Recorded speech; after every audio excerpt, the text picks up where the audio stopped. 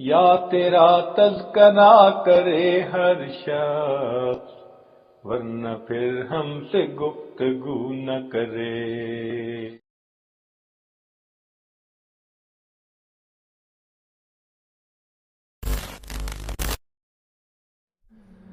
مفتی اعظم جمبول کی بیت۔ مورخہ 9 جولائی بروز جمعرات ظہر کے وقت مسجد کلاں جمبول میں پہنچے۔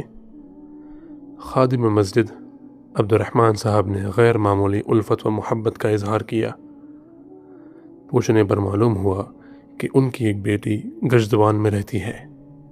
کچھ عرصہ قبل یہ اپنی بیٹی سے ملنے گجدوان گئے ہوئے تھے کہ وہاں فقیر کا بیان سننے کا موقع ملا۔ انہوں نے بیعت بھی کی، مگر مجمع کی زیادتی کی وجہ سے نہ تو ملاقات ہو سکی، نہ ہی شخصی تعارف ہو سکا۔ اب جب عبد الرحمن صاحب نے فقیر کو اپنی مسجد میں دیکھا تو ان کی خوشی کی انتہا نہ رہی۔ عبد الرحمن صاحب نے ہمیں مسجد کے مہمان خانے میں ٹھہرایا اور چائے کے ساتھ ضیافت کی۔ اتنے میں مفتی اعظم جمبول علی حیدر صاحب بھی تشریف لے آئے۔ عبد الرحمن صاحب نے فقیر کا تعارف بہت اچھے انداز میں کروایا، پھر گجدوان کی محفلوں کا آنکھوں دیکھا حال بھی سنایا۔ وہاں کے علماء کرام کی بیعت اور عقیدت و محبت کے واقعات بھی سنائے تو مفتی اعظم بہت زیادہ متاثر ہوئے۔ عبد الرحمن صاحب نے خواہش ظاہر کی کہ میں ان مہمانوں کو اپنے گھر کے مہمان خانے میں ٹھہرانا چاہتا ہوں۔ مفتی اعظم صاحب نے بخوشی اجازت مرحمت فرما دی، ساتھ ہی یہ بھی فرمایا کہ میں اپنی گاڑی پر ان حضرات کو پہنچا دیتا ہوں۔ چنانچہ مفتی صاحب کی معیت میں ہم لوگ عبد الرحمن صاحب کے گھر پہنچے۔ رات کے بیان کے بعد مفتی صاحب کے ہمراہ سب نمازیوں نے بیعت کی۔ لطیفہ قلب کی نشاندہی کے بعد انہیں اوراد و وظائف کی تلقین کی گئی۔ نشست برخاست ہونے کے بعد مفتی صاحب نے فرمائش ظاہر کی کہ کل جمعہ کی نماز کا خطبہ آپ دیں۔ فقیر نے اس دعوت کو بخوشی قبول کر لیا۔ اگلے دن فجر کی نماز کے بعد عبد الرحمن صاحب نے بتایا کہ ہماری مسجد میں جمعہ کی نماز 1 بجے ہوتی ہے، مگر نمازی دن کے 10 بجے سے آنا شروع ہو جاتے ہیں اور 11 بجے مسجد کا اندرونی ہال بھر جاتا ہے۔ 12 بجے تک مسجد کے اطراف و جواب کی جگہیں بھی نمازیوں سے بھر جاتی ہیں۔ اس کے بعد آنے والوں کو راستوں اور سڑکوں پر نماز پڑھنا پڑتی ہے۔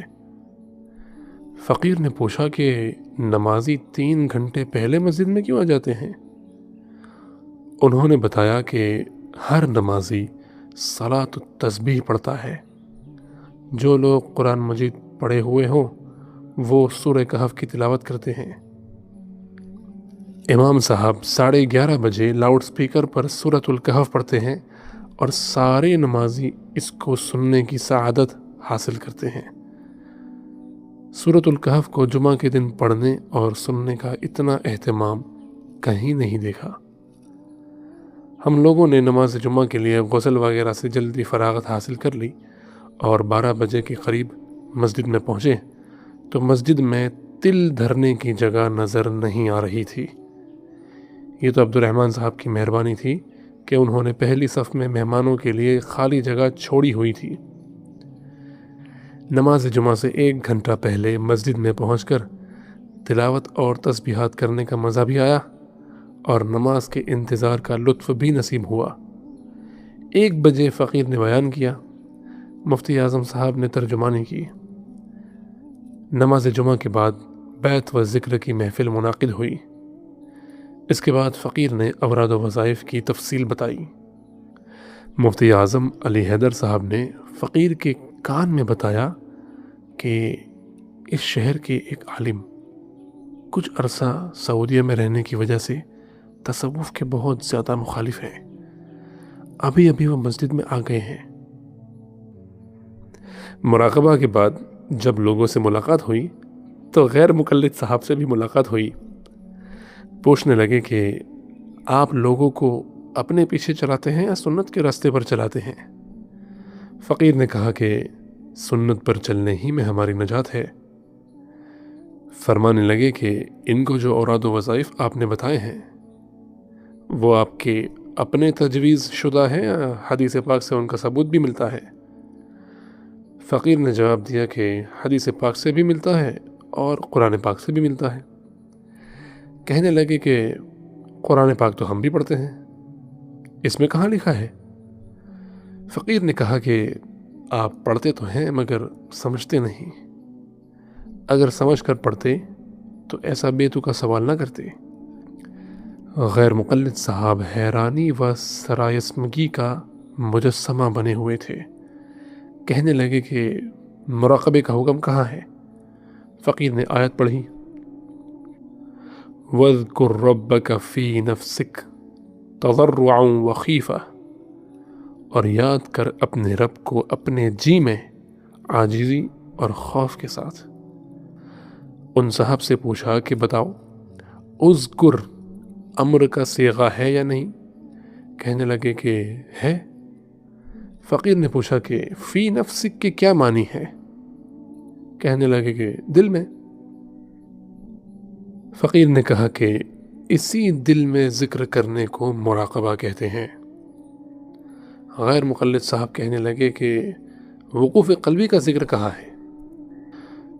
فقیر نے کہا ارشاد باری تعالیٰ ہے، فَاذْكُرُوا اللَّهَ قِيَامًا وَقُعُودًا وَعَلَى جُنُوبِكُمْ، بس یاد کرو اللہ تعالیٰ کو کھڑے ہوئے اور بیٹھے ہوئے اور اپنے پہلو پر لیٹے ہوئے۔ وقوف قلبی کا یہی مقصد ہے کہ لیٹے بیٹھے کھڑے ہر حال میں اللہ کو یاد کریں۔ کہنے لگے ہاں ٹھیک ہے، میرے اشکال دور ہو گئے۔ مفتی اعظم صاحب نے مسکراتے ہوئے کہا کہ اب آپ بھی بیت ہو جائیں۔ کہنے لگے بہت اچھا۔ فقیر نے انہیں بیت کر کے مراقبے کا طریقہ سمجھایا۔ مولانا عبداللہ صاحب کی خوشی کا کیا ٹھکانہ۔ فقیر سے کہنے لگے